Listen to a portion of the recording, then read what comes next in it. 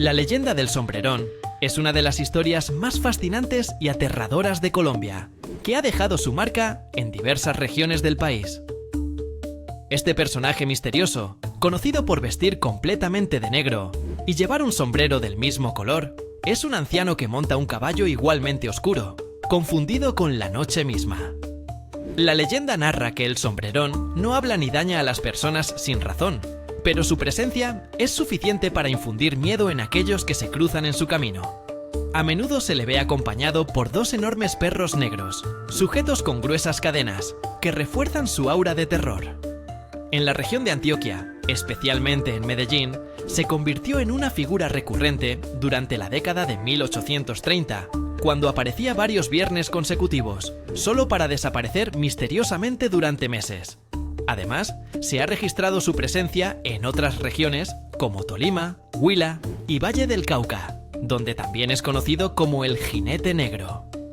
Aunque hace mucho tiempo que murió, las noches de luna llena siguen siendo el escenario perfecto para que las sombras del sombrerón cobren vida, asustando a los trasnochadores, borrachos y tramposos que se atreven a desafiar las misteriosas noches colombianas. Conducíamos por un cementerio en un Subaru viejo. Nos detuvimos y caminamos hacia un estanque, donde vimos una figura negra sentada en una roca. El hombre, vestido con un sombrero de copa antiguo, no respondió a nuestro saludo. De repente se levantó y comenzó a correr sobre el agua, desapareciendo en el aire mientras cruzaba el estanque. Asustados, corrimos de regreso al auto. Sin embargo, el coche no arrancaba. Escuchamos golpes en la parte trasera. No eran constantes, pero sonaban cada pocos segundos. Afuera no había nadie visible en la oscuridad, pero algo golpeaba el auto. Intenté llamar a mi madre para pedir ayuda, pero no teníamos señal de celular. Durante 30 minutos intentamos arrancar el auto mientras sentíamos una extraña presión a nuestro alrededor. Finalmente, el coche arrancó y salimos a toda velocidad del cementerio. Al cruzar las puertas, nuestros teléfonos recuperaron la señal. Algo estaba allí con nosotros, algo que no era humano ni animal. Esa noche quedará grabada en mi memoria, dejándonos con más preguntas que respuestas sobre lo que encontramos en el cementerio. En las tierras de Cundinamarca se cuenta la historia de un pacto oscuro que rodea al Puente del Común, situado en la vía de Bogotá a Zipaquirá. Florentino, un maestro de obra, se encontraba sin recursos para cumplir con el encargo del gobierno de construir el puente. Desesperado, decidió vender su alma al diablo, a cambio de su ayuda para finalizar la obra. El pacto estipulaba que si el puente no estaba terminado antes de que cantara el gallo, el diablo perdería el derecho al alma de Florentino. Durante esa noche mágica, Satanás convocó a todos los demonios para trabajar en la construcción. Mientras, Florentino, astutamente, llevó consigo a un sacerdote, escondiéndolo para que el diablo no notara su presencia. Con el amanecer acechando y el puente casi terminado, el sacerdote bendijo la estructura justo cuando el gallo cantó, frustrando los planes de Satanás. Furioso por perder el alma de Florentino, el diablo intentó destruir el puente, golpeándolo con furia, pero las bendiciones lo protegieron. Así, en la piedra del puente, quedó la marca de la terrible pata de Satanás, como testimonio de aquel enfrentamiento entre el bien y el mal. Pancho Villa, nacido Doroteo Arango, emergió de las sombras del bandolerismo para convertirse en uno de los líderes más emblemáticos de la Revolución Mexicana. Villa, conocido por su carisma y brutal eficiencia, personificaba el anhelo de justicia de las masas oprimidas en el norte de México. A diferencia de otros líderes, su historia comenzó en la pobreza y la adversidad, lo que moldeó su visión del mundo y su determinación de cambiarlo. Sus primeros años como bandido le enseñaron lecciones de supervivencia y tácticas de guerrilla que más tarde emplearía con gran éxito contra las fuerzas del dictador Porfirio Díaz. Al unir fuerzas con Emiliano Zapata, Villa buscó liberar a México del yugo de la oligarquía. Al frente de su formidable ejército de la División del Norte, Villa se ganó la reputación de ser un estratega nato, capaz de vencer a fuerzas superiores con ingenio y audacia. Su liderazgo no solo se basó en la fuerza de las armas, sino también en su promesa de justicia y reforma agraria. Aunque enfrentó traiciones internas y desafíos externos, Villa se mantuvo fiel a su causa. Su legado persiste como un símbolo de lucha por la equidad y los derechos del pueblo mexicano. La revolución que inició transformó para siempre el panorama sociopolítico de la nación. En el antiguo pueblo colonial de San Miguel, entre calles empedradas y edificios desgastados, se oculta una presencia oscura, el susurrador. Este duende no es el travieso de los cuentos infantiles, sino una figura temida que acecha en la noche. Los habitantes aseguran que, al caminar solo por las noches en la parte más antigua del pueblo, puedes oír una voz murmurando tu nombre. Es un susurro suave, casi como el viento, pero inconfundiblemente humano. Algunos dicen que es la voz de un niño, otros de un anciano. Si ignoras el llamado, nada sucede, pero si respondes o giras la cabeza, sentirás un aliento helado en tu oído y un susurro. Ahora eres mío. Quienes han contestado nunca vuelven a dormir tranquilos. Despiertan en la noche al sonido de pasos diminutos moviéndose por la habitación. Sombras se mueven en esquinas donde la luz no llega. A veces ven pequeñas manos con garras asir el borde de sus camas. Nadie ha visto su rostro y ha vivido para contarlo. Una anciana llamada Doña Clara, la herbolaria del pueblo, narra la historia de un hombre que respondió al susurrador. Comenzó a murmurar para sí, sus ojos buscaban figuras invisibles en las esquinas. Se volvió pálido y demacrado, hasta que una noche desapareció, dejando solo huellas de niño en el polvo. En San Miguel, cuando el viento aúlla, los sabios rezan y no levantan la vista. Si una voz te llama, no respondas. El duende sigue escuchando. Los corridos, una tradición musical profundamente arraigada en México, emergieron como una poderosa forma de documentar y narrar conflictos, luchas y heroísmos cotidianos. Estos relatos cantados encuentran su resonancia más vibrante durante la Revolución Mexicana, un periodo en el que el país se vio trastocado por la guerra y el cambio social. Uno de los corridos más emblemáticos es el de La Adelita, que narra la valentía de las soldaderas, mujeres que, desafiando las normas de su tiempo, tomaron las armas y se unieron a las filas revolucionarias. Estas canciones no solo contaban historias, sino que también se convirtieron en herramientas de resistencia, unificando a las tropas y elevando la moral en tiempos oscuros. A través de sus letras, los corridos capturaban la esencia del espíritu revolucionario, retratando la vida y muerte de aquellos que luchaban por un México mejor. La figura de Adelita, por ejemplo, se transformó en un símbolo de todas las mujeres valientes que jugaron roles cruciales durante estas batallas y cuyo legado sigue vivo a través de las generaciones. Así, los corridos no son solo canciones, son la memoria viva de un pueblo que nunca dejó de luchar por su libertad. En la ciudad de Nueva York, los viajeros nocturnos susurran sobre el tren fantasma de la línea 6. Aparece solo pasada la medianoche, cuando las plataformas están casi desiertas y solo los verdaderamente desesperados se atreven a subir. La leyenda comenzó hace décadas, cuando un tren lleno de pasajeros desapareció sin dejar rastro entre Brooklyn Bridge y Canal Street. Ni restos ni cuerpos, simplemente se esfumó. La MTA culpó a un derrumbe en el túnel, pero nunca se realizaron reparaciones.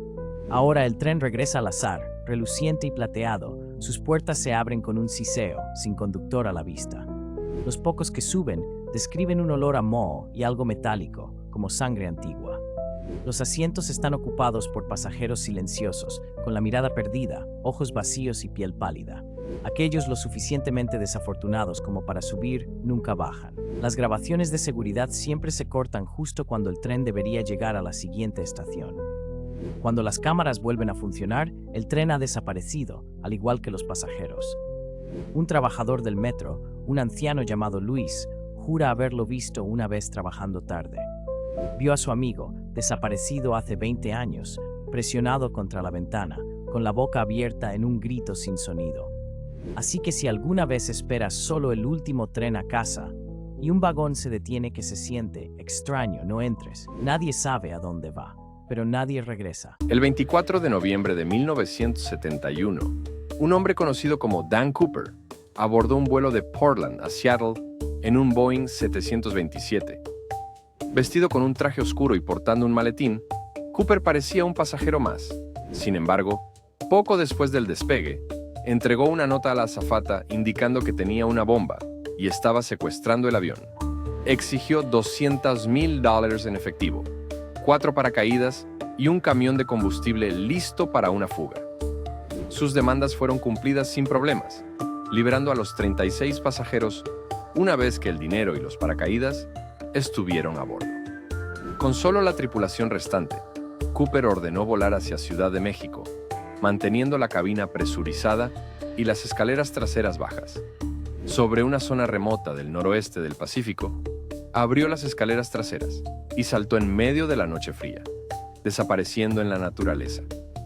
A pesar de una intensa búsqueda, nunca se encontró rastro de él, el dinero o los paracaídas. Aunque algunos billetes aparecieron años después, el misterio persiste.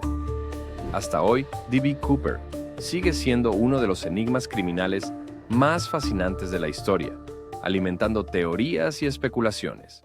En medio del mar de Andamán, la isla de North Sentinel se alza como un bastión de aislamiento y misterio.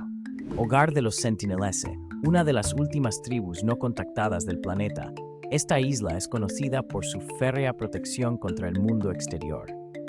Durante miles de años, los Sentinelese han mantenido su manera de vivir, rechazando cualquier intento de contacto. Esta resistencia se hizo evidente en 2006, cuando dos pescadores indios, Sundar Raj y Pandit Tiwari, fueron asesinados tras naufragar en sus costas. El intento de recuperar sus cuerpos por parte de la Guardia Costera India fue repelido por una lluvia de flechas. En 2018, el misionero estadounidense John Allen Chau, impulsado por el deseo de convertir a la tribu al cristianismo, pagó a pescadores para que lo acercaran a la isla. Su esfuerzo fue trágicamente infructuoso y su vida terminó en manos de los Sentinelese. Esta hostilidad tiene raíces históricas. En el siglo XIX, una expedición británica liderada por Maurice Vidal Portman secuestró a miembros de la tribu, lo que resultó en muertes por enfermedades extranjeras. Hoy, la isla sigue siendo un recordatorio de que algunas culturas prefieren permanecer ocultas, rechazando la intrusión moderna. En un suburbio tranquilo, la leyenda del silbador ha perdurado por generaciones, susurrada entre vecinos que aseguran haber escuchado su melódico y espeluznante silbido. Pero, ¿de dónde proviene esta figura aterradora? Se dice que hace muchos años, un hombre ambicioso vivía en ese mismo vecindario.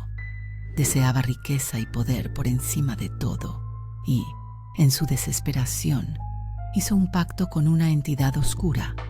La promesa de éxito vino con un precio terrible: su humanidad. Con el tiempo, el hombre comenzó a transformarse, perdiendo su esencia hasta convertirse en una sombra de lo que fue. Sus ojos se hundieron y su sonrisa se torció en un gesto macabro. Atormentado por su elección, fue condenado a vagar eternamente, buscando almas desprevenidas para compartir su destino.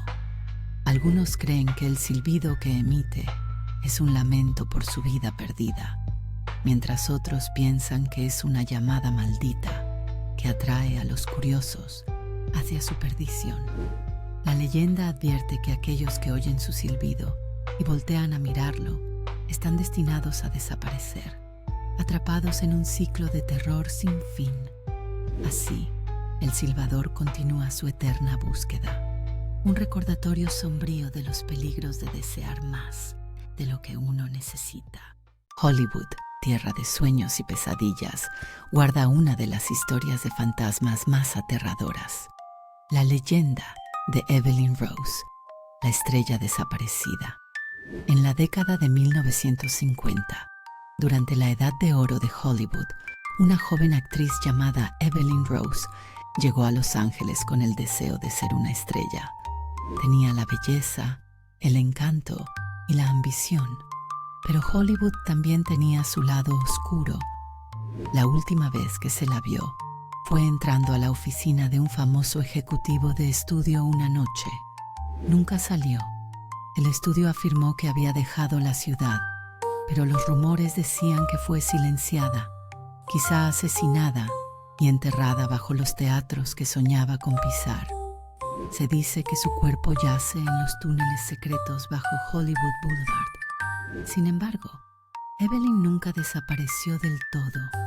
Durante décadas, quienes caminan por el Paseo de la Fama han reportado ver a una mujer con un vestido plateado, perdida, mirando los carteles como si buscara su nombre en las luces. Algunos aseguran que les pregunta con voz suave: ¿Has visto mi nombre? Si respondes que no, desaparece con una triste sonrisa. Pero si dices que sí, su expresión se vuelve siniestra. La temperatura desciende y el aroma a perfume antiguo llena el aire. Si alguna vez caminas por el boulevard y escuchas esa voz susurrante, no respondas. Solo sigue caminando. En el corazón de la Ciudad de México, donde el bullicio y la modernidad se entrelazan, se esconde una de las leyendas urbanas más perturbadoras, la historia de la chica caníbal. Este relato, que ha circulado durante décadas, tiene sus raíces en una serie de eventos que, aunque envueltos en misterio, han dejado una marca indeleble en el imaginario colectivo. La leyenda comienza en la década de los 70, cuando se reportaron varios casos de desapariciones misteriosas en las cercanías del metro de la ciudad. Se decía que una joven, de aspecto inocente, pero con intenciones macabras, atraía a sus víctimas con su simpatía para después cometer actos atroces. Los rumores indicaban que esta chica, apodada la chica caníbal, era parte de una secta que practicaba rituales oscuros. Aunque nunca se confirmó oficialmente la existencia de tal secta, los testimonios de personas que afirmaban haber visto a la joven en los vagones del metro alimentaron el mito. Este relato se ha mantenido vivo gracias a las historias de aquellos que aseguran haber sentido una presencia escalofriante en los túneles.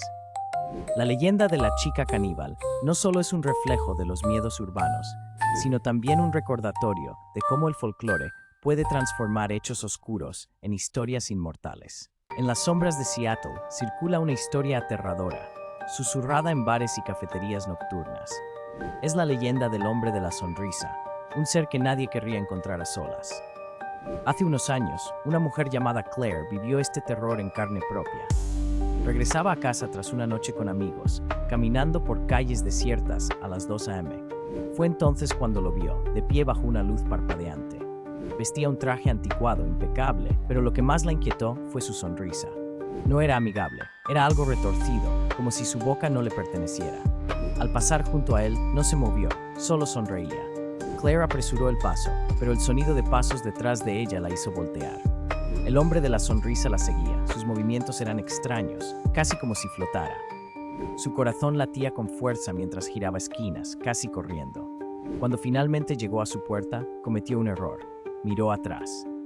Él estaba ahí, a centímetros, con los ojos abiertos y esa sonrisa aterradora. Claire gritó, entró y cerró la puerta tras de sí. Tras minutos de tensión, miró por la mirilla. El pasillo estaba vacío. Al día siguiente, intentó convencerse de que fue un borracho o una broma, pero algo no cuadraba. Esa noche su teléfono vibró. Un mensaje de un número desconocido. Era una foto de su puerta y un mensaje. No debiste mirar atrás. Marie Fikachkova, una enfermera checoslovaca, se convirtió en una figura infame al violar de manera brutal la confianza y el deber inherentes a su profesión. Trabajando en el pabellón infantil de un hospital en Klatovy, Fikachkova fue arrestada en 1960 tras la sospecha de múltiples muertes inexplicables de recién nacidos. Confesó haber asesinado al menos a 2 bebés, pero se cree que podría haber sido responsable de más. Este caso resalta una grave violación de la ética en enfermería, donde la protección y cuidado de los pacientes son primordiales. La ética en enfermería exige un compromiso absoluto con el bienestar de los pacientes, especialmente de los más vulnerables. Fikachkova, al decidir actuar por un supuesto estrés y aversión personal hacia los bebés llorones, traicionó esta confianza fundamental. La evaluación psicológica determinó que era mentalmente competente, lo que deja en claro que su comportamiento fue una elección consciente y deliberada. Su juicio y posterior ejecución en 1961 subrayan la gravedad de sus crímenes. Este caso sigue siendo un recordatorio de la importancia de la ética en la práctica médica, donde la responsabilidad y la compasión deben prevalecer siempre sobre el juicio personal y el estrés laboral. En el siglo XVI, el encuentro entre el explorador español Hernando de Soto y el jefe nativo Tascalúa marcó un episodio notable en la historia de América del Norte. Tascalúa, conocido como el Gigante de Alabama, se destacó no solo por su altura imponente, sino también por su liderazgo y valentía. Los cronistas españoles quedaron asombrados al ver a un líder tan alto y físicamente dominante. una figura que superaba a los soldados europeos en presencia y estatura. Tuscaloosa no solo era un líder formidable en apariencia, sino también un estratega astuto. Su resistencia a los invasores españoles culminó en la batalla de Mavila, donde lideró a sus guerreros en un intento valiente por defender sus tierras de la ocupación extranjera. Aunque la batalla resultó en una victoria pírrica para los españoles, quienes sufrieron pérdidas significativas, el legado de Tuscaloosa perdura como símbolo de la resistencia nativa. Su figura se ha convertido en una leyenda, representando la lucha de los pueblos indígenas por mantener su soberanía y cultura frente a la colonización. La influencia de Tuscaloosa sigue siendo un recordatorio del poder y la determinación de los líderes nativos en la historia de América del Norte. En la década de 1990, Oak Ridge Mall, un centro comercial en una ciudad estadounidense de tamaño mediano, se convirtió en el epicentro de una inquietante leyenda urbana que aún resuena en los murmullos locales. Todo comenzó con unas imágenes de seguridad. Los empleados informaron haber visto a un payaso inmóvil en el centro comercial después del horario de cierre, nunca captado, entrando ni saliendo. Las cintas de seguridad mostraban una figura alta, con un disfraz de payaso anticuado. Su máscara agrietada en una sonrisa congelada. No se movía, no saludaba, solo permanecía en diferentes áreas del centro comercial, siempre fuera de lugar, siempre observando. Al principio parecía una broma, quizás un artista local buscando atención. Pero luego los propietarios de las tiendas notaron algo extraño. Desaparecían inventarios en las tiendas cercanas al payaso. No eran objetos de valor, solo cosas específicas. Zapatos infantiles, globos y pequeños juguetes. Nunca se activaron alarmas. Un conserje afirmó haber encontrado al payaso en la plaza de comidas. No habló, solo giró la cabeza, observándolo con ojos pintados vacíos. El conserje renunció al día siguiente. Finalmente, el centro comercial cerró, dejando tras de sí un enigma que persiste en la memoria colectiva. En el corazón del cementerio de Oakland, en Iowa City, se alza una figura que ha capturado la imaginación de muchos, el Ángel Negro. Esta estatua, que mide 8 pies de altura, no es solo un monumento funerario, sino el epicentro de una de las leyendas urbanas más infames del medio oeste estadounidense.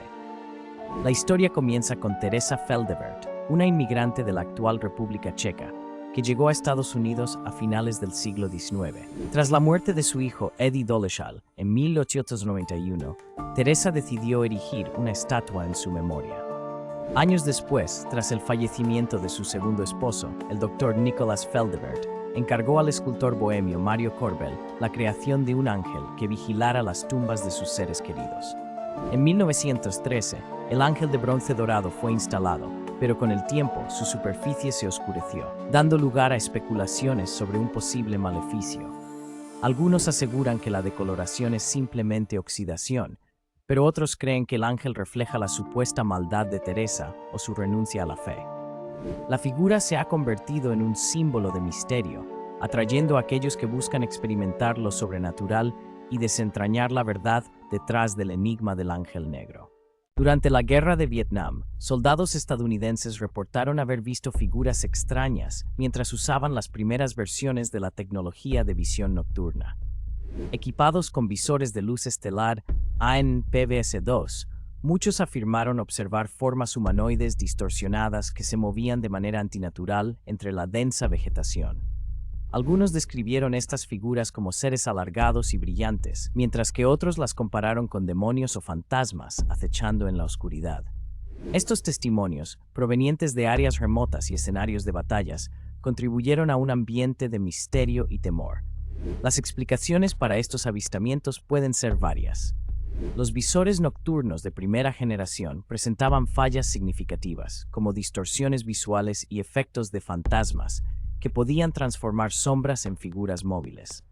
Además, el cerebro humano tiende a buscar patrones, lo que bajo estrés extremo podría llevar a interpretaciones erróneas.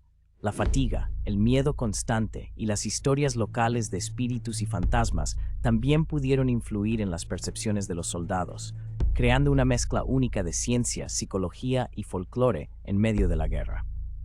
Ya sea por culpa de un equipo defectuoso, tensión psicológica o algo verdaderamente extraño, estas historias siguen formando parte del oscuro folclore de los veteranos de la guerra de Vietnam. Incluso hoy, algunos ex soldados juran que vieron a los soldados muertos. El Club de los 27 es una leyenda urbana que sugiere que músicos y artistas famosos tienen una mayor probabilidad de morir a los 27 años. Este mito se originó a principios de los años 70, cuando las muertes de Jimi Hendrix, Janis Joplin y Jim Morrison ocurrieron en rápida sucesión entre 1969 y 1971. Estas pérdidas dejaron una marca indeleble en la cultura popular, sembrando la idea de que los 27 años son una edad maldita para las mentes creativas. La leyenda cobró aún más fuerza en 1994, cuando Kurt Cobain falleció a los 27 años y se solidificó con la muerte de Amy Winehouse en 2011. Aunque la coincidencia es impactante, estudios han demostrado que no hay evidencia estadística que respalde una mayor mortalidad a esta edad en comparación con otras. Los riesgos enfrentados por los artistas, como el abuso de sustancias y problemas de salud mental, son reales, pero el agrupamiento a los 27 años parece ser una coincidencia más que una tendencia significativa. A pesar de la falta de pruebas, el Club de los 27 sigue siendo un símbolo poderoso de la fragilidad de la fama y los desafíos personales que enfrentan muchos artistas, capturando la imaginación del público y recordando las presiones del éxito creativo. Todo comenzó en silencio, una sombra entre los árboles, un destello de maquillaje blanco en la oscuridad y una risa inquietante resonando por la noche. En el verano de 2016, los rumores sobre avistamientos de payasos comenzaron a circular en las redes sociales. Inicialmente, la gente pensó que era una broma o un engaño viral, algo inquietante pero inofensivo. Sin embargo, a medida que los informes aumentaban y los avistamientos se volvían más siniestros, la línea entre la leyenda urbana y la realidad se desdibujó. El primer incidente ampliamente reportado ocurrió en Greenville, Carolina del Sur. Niños afirmaron que un grupo de payasos intentaba atraerlos al bosque cerca de un complejo de apartamentos. Aterrorizados, los padres contactaron a la policía, pero nunca se encontró evidencia de los payasos. Sin embargo, las historias se propagaron como un incendio. Pronto, se informaron avistamientos en todo el país. Personas describieron payasos en los bordes de calles oscuras o asomándose detrás de árboles. Algunos afirmaban que los payasos llevaban cuchillos o bates. Otros juraban haber escuchado música de carnaval antes de ver a las figuras.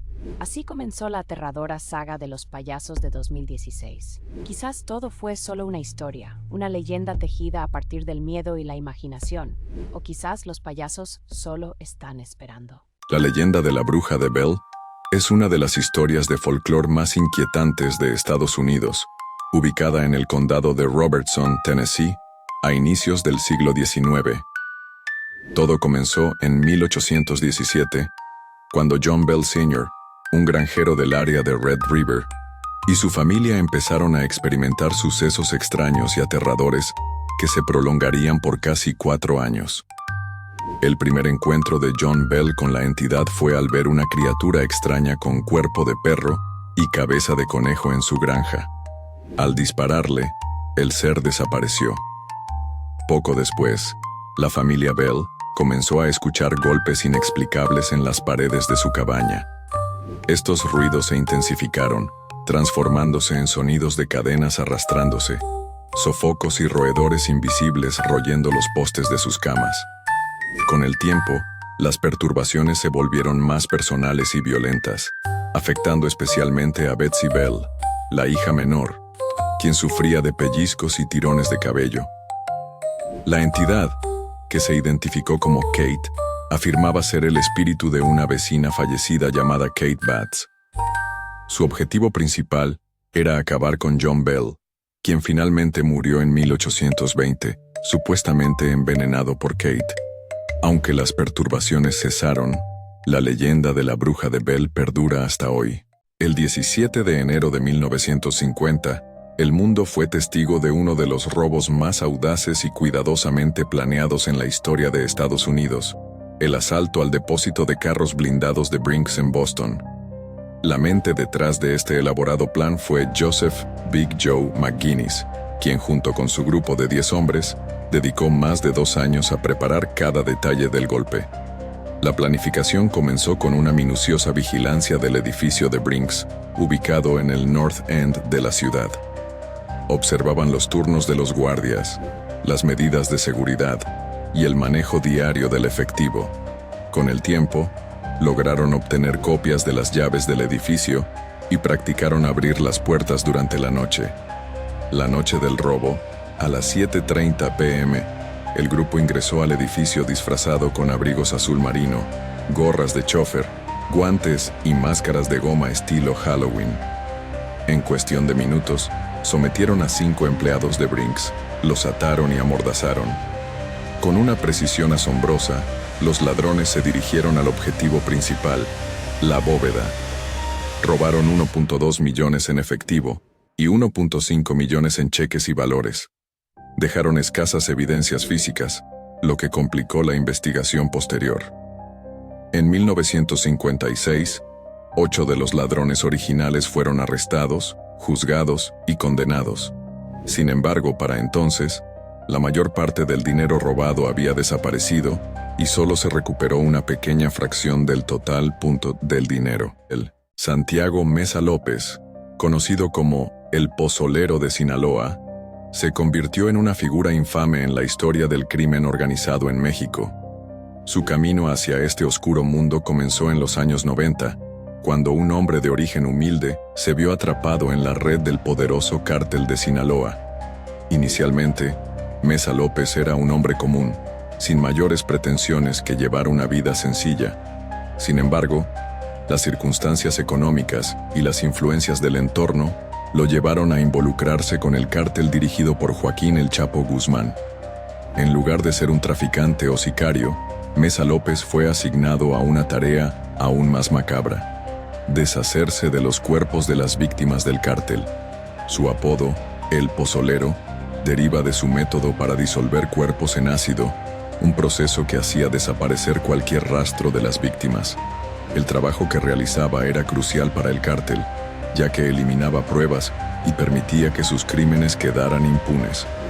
La detención de Mesa López en 2009 reveló la magnitud de su participación, confesando haber disuelto al menos 300 cuerpos. Su historia es un recordatorio escalofriante de cómo el crimen organizado puede transformar vidas ordinarias en relatos de horror inimaginables. La historia de El Pozolero de Sinaloa es una historia de miedo, violencia y los efectos deshumanizantes del crimen organizado. Es una historia que continúa atormentando al pueblo de México y sirve como un sombrío recordatorio de los peligros que plantean los cárteles de la droga en la región. La piedra de Tizoc es un enigmático monumento que evoca el esplendor y el misterio del imperio azteca.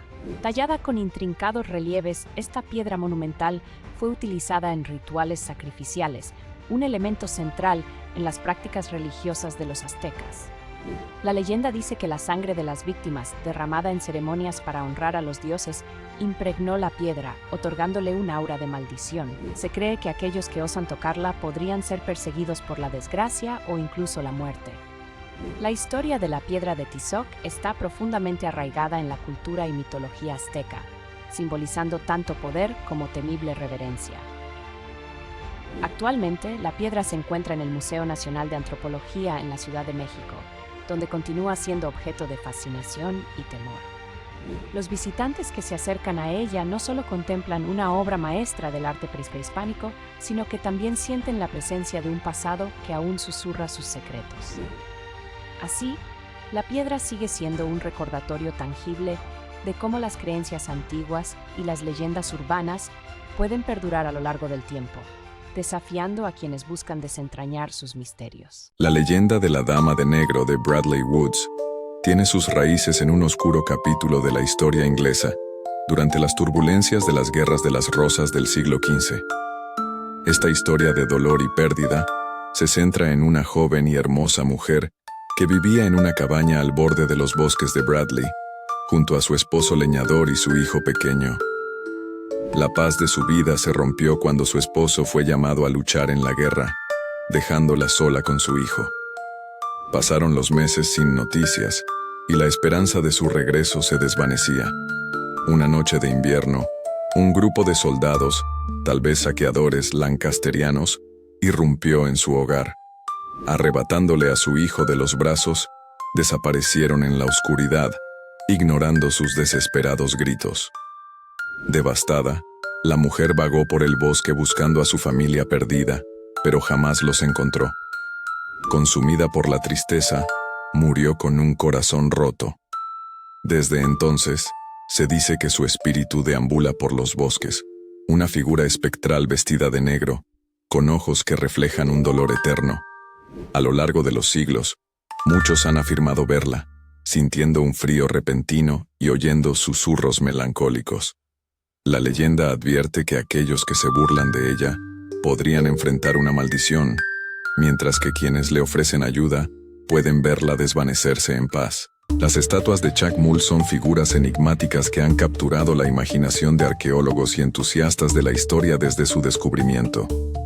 Estas esculturas, que datan de la época precolombina, se encuentran principalmente en México y Centroamérica. Representan a un hombre reclinado sosteniendo un recipiente sobre su vientre, una postura única que ha generado múltiples interpretaciones sobre su propósito y significado. Se cree que estas figuras están vinculadas a los dioses de la lluvia, como Tlaloc en la mitología azteca, y que desempeñaban un papel crucial en los rituales de sacrificio destinados a asegurar buenas cosechas y la continuidad de la vida. Sin embargo, las estatuas de Chacmul no solo son famosas por su conexión con ceremonias religiosas, sino también por las leyendas que las rodean. Se dice que aquellos que las perturban enfrentan desdichas, una creencia alimentada por historias de arqueólogos y saqueadores que sufrieron destinos trágicos tras manipularlas. Este aura de misterio y peligro ha convertido a los Chacmul en símbolos de la rica y compleja herencia cultural mesoamericana, recordándonos el profundo respeto que las civilizaciones antiguas tenían por las fuerzas de la naturaleza y el mundo espiritual. La historia de Carmen Winstead es una escalofriante leyenda urbana que cobró popularidad en los años 2000 a través de cadenas de correos electrónicos y redes sociales. Carmen era una joven de 17 años, callada y amable, que vivía en un pequeño pueblo. A pesar de su naturaleza reservada, fue blanco del acoso de un grupo de chicas populares en su escuela. Aquellos meses de hostigamiento culminaron en un trágico suceso durante un simulacro de incendio en la escuela. Mientras los alumnos se reunían en el patio, cerca de una vieja alcantarilla, las chicas vieron la oportunidad de humillarla. Entre risas y empujones, una de ellas la empujó más fuerte de lo planeado. Carmen perdió el equilibrio y cayó dentro de la alcantarilla abierta, su cuerpo golpeando las paredes de metal y concreto hasta quedar sin vida en el fondo. Las chicas alegaron que fue un accidente y la policía cerró el caso. Sin embargo, los compañeros sabían la verdad. Carmen había sido empujada. Después del funeral, las chicas empezaron a recibir extraños mensajes. Uno a uno fueron desapareciendo, encontradas en el mismo lugar donde Carmen murió, con rostros de terror. La advertencia era clara: si no compartes esta historia, Carmen vendrá por ti. Fue una tarde tranquila de verano en 1862, cuando Ezekiel Marsh vio por primera vez el barco. Guiaba su ganado a lo largo del río Platte, cerca de Alcoba, bajo un cielo azul pálido. De repente, el aire se volvió frío. Un escalofrío atravesó su abrigo de lana. Miró hacia el río y lo vio. Un barco fantasma, navegando contra la corriente. Su casco era gris enfermizo, desgastado y podrido. Las velas rasgadas colgaban de los mástiles, ondeando sin viento. El barco se acercó silenciosamente. En la cubierta figuras emergieron. Marineros de piel pálida y ojos huecos. Sus uniformes raídos se adherían a sus cuerpos esqueléticos. El más alto de ellos fijó su mirada en Ezequiel. Una niebla fría se deslizó desde el barco rodeando la orilla. Ezequiel vio una forma en la cubierta, una mujer envuelta en un sudario. Era su prometida, Sara, fallecida meses antes. Sus ojos muertos se abrieron y sonrieron fríamente. Con un trueno el barco desapareció, dejando solo aguas perturbadas. Ezequiel llegó a la ciudad más cercana con el cabello blanco y hablando en susurros del barco de la muerte. Otros también lo vieron, siempre presagiando una muerte inminente. Hoy, el barco de la muerte del Plate sigue buscando almas perdidas. Y los que ven el barco y el rostro de un ser querido entre la tripulación, saben que la muerte está cerca. ¿Te sientes agotado y sin energía al final del día? Es hora de descubrir el secreto mejor guardado para revitalizar tu cuerpo, el detox iónico en Adriana's Nails. Imagina un momento solo para ti, donde las preocupaciones se disuelven y cada célula de tu cuerpo renace. Vivimos en un mundo lleno de toxinas que nos pasan factura, afectando nuestra salud y vitalidad. Pero, ¿y si te dijera que hay una manera sencilla de desintoxicarte y sentirte como nuevo? Nuestro detox iónico es la solución. Sumergir tus pies en agua ionizada no solo es relajante, sino que también ayuda a eliminar toxinas acumuladas, mejorando tu bienestar general. Con cada sesión, notarás un aumento en tu energía y un resplandor natural en tu piel. Este tratamiento no es solo una tendencia de bienestar, es una inversión en tu salud. Además, te ofrecemos la oportunidad de complementar tu experiencia con un manicure o pedicure de lujo, para que te sientas renovado de pies a cabeza. Imagina el poder de un cuerpo limpio, libre de impurezas, listo para enfrentar cualquier desafío. No esperes más. Reserva tu cita hoy en Adriana's Nails y transforma tu rutina de cuidado personal. Es hora de brillar con el detox iónico. Era una noche fría cuando el primer cuerpo fue descubierto detrás de una gasolinera. No había sangre, ni signos de lucha, solo una inquietante X cosida sobre cada ojo de la víctima. La escena era tan perturbadora como intrigante. La policía estaba perpleja, y la prensa no tardó en bautizar al responsable como el colector. Con el paso de los días, el caso fue ganando notoriedad. Este asesino no dejaba pistas claras, solo una serie de detalles escalofriantes que parecían formar un enigma macabro. El detective Sam Carter, encargado de la investigación, sabía que cada elemento era crucial para entender la mente de este criminal. La meticulosidad del colector era evidente y su audacia, desconcertante. Sin embargo, de todas las preguntas que rondaban la mente de Sam, una era la más inquietante. ¿Por qué una gasolinera?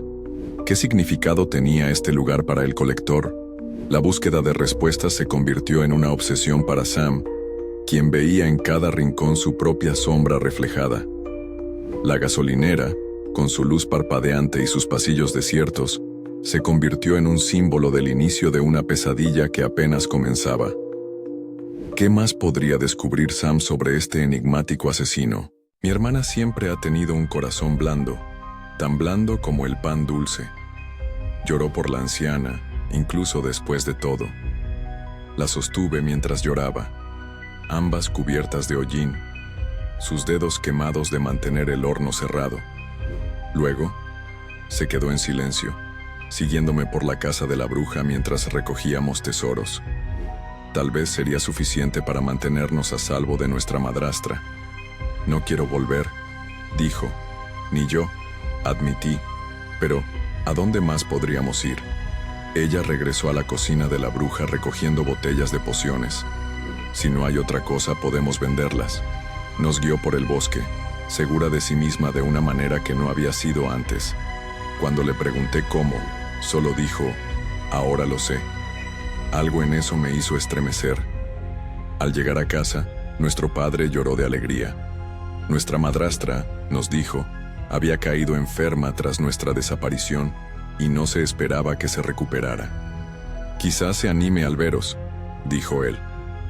Lo hará, respondió mi hermana. Se arrodilló junto a nuestra madrastra y le presionó un frasco en los labios. Esto ayudará. Por la mañana, la mujer estaba bien, encantada con las riquezas que habíamos traído. Sugirió un banquete. ¿Qué tendremos, mis queridos? Pan dulce, dijo mi hermana sonriendo. Lo haré yo. Podría haberla detenido, Podríamos habernos ido.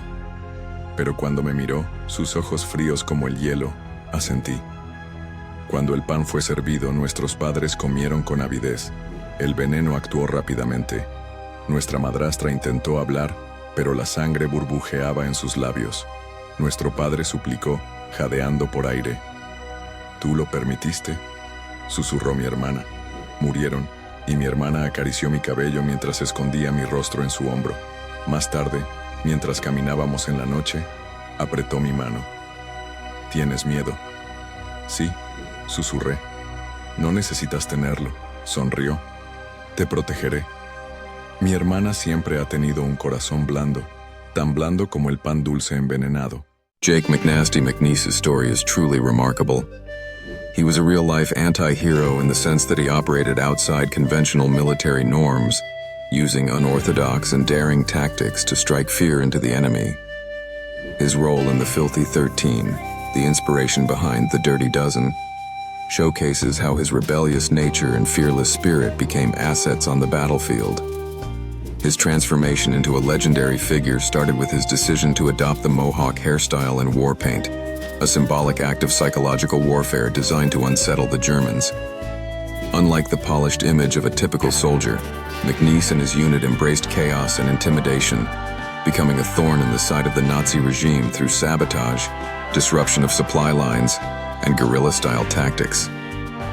What makes McNeese an anti-hero is that he wasn't the model soldier.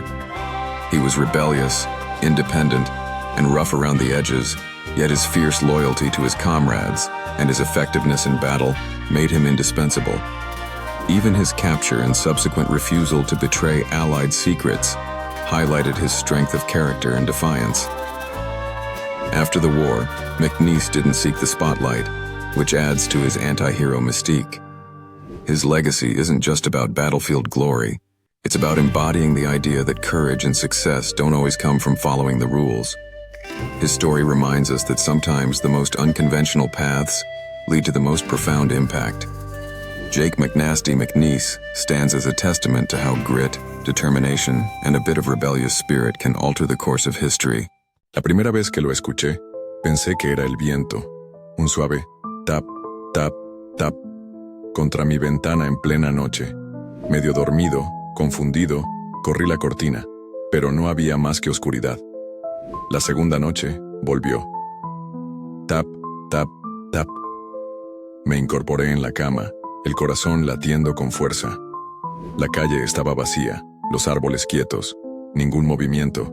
La tercera noche, permanecí despierto, esperando. Tap, tap, tap. Me acerqué a la ventana, conteniendo el aliento. Esta vez, al correr la cortina, lo vi. Un rostro mirándome. Pálido, demacrado, con los ojos abiertos y fijos. Grité, retrocediendo, pero cuando miré de nuevo, había desaparecido. Mis padres no me creyeron. Un mal sueño, dijo mi madre. Un juego de luces. Pero yo sabía la verdad. La cuarta noche, no dormí en absoluto. Me senté en la cama, vigilando la ventana, esperando. El reloj marcó la medianoche. Tap, tap, tap.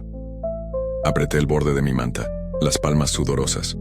Lentamente, alcancé mi teléfono, encendiendo la linterna. La dirigí hacia la ventana. Nada, solo mi reflejo, con los ojos muy abiertos y sin aliento. Y entonces, un segundo reflejo. Detrás de mí. Me giré. La puerta del armario estaba abierta. La oscuridad dentro respiraba.